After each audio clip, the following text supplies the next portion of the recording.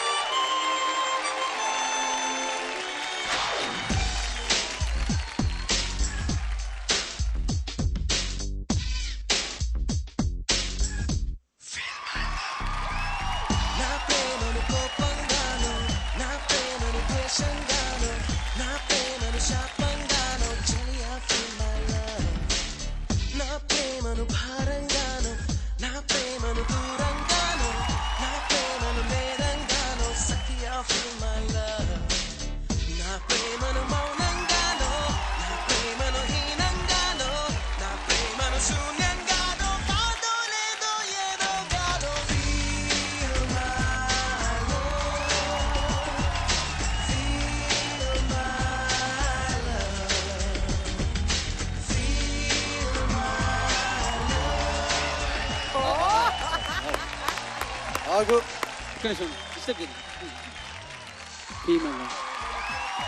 రమ్య ఆలోచించి ఫీల్ అయ్యాను sir sir కాదు రాధా రాధా ఇంకా రాధా ఇంకా రాధా వద్దులే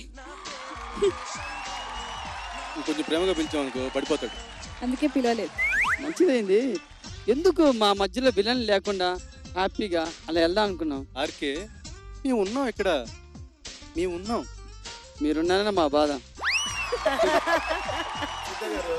వాడు ముందు సైట్ కొట్టాడు, ఇప్పుడు సైకిల్ వచ్చాడు. ఏమి చేశారు రాధా గారు? సార్ రోమియో సార్ ప్రేమకి అద్దె లేదు సార్. ఇప్పుడు సైట్ కొట్టాను, సైకిల్ నెక్స్ట్ ఫ్లైట్ వస్తాయేమో సార్. రమ్య ఇందాక చెప్పినట్టే ఆర్కే ఇప్పుడు కూడా కరెక్ట్ గా చెప్పాడు. ప్రేమకు హద్దే లేదు, ఎంతమందినైనా ప్రేమించవచ్చు. తప్పు తప్పు తప్పు ఒక్కనే ప్రేమించాలి. వీళ్ళకి మన కాన్సెప్ట్ అర్థం కాదు రాధా. ఏంటమ్మా మీ కాన్సెప్ట్? ఈ రాధా ఎక్కువ విందంగా. సరే సరే చూడండి, ఇంతకు ముందు హాస్పిటల్ నేను చెప్పాను ఆ బంగారం అన్నాను, బంగారం డ్రెస్ వేసుకొచ్చింది.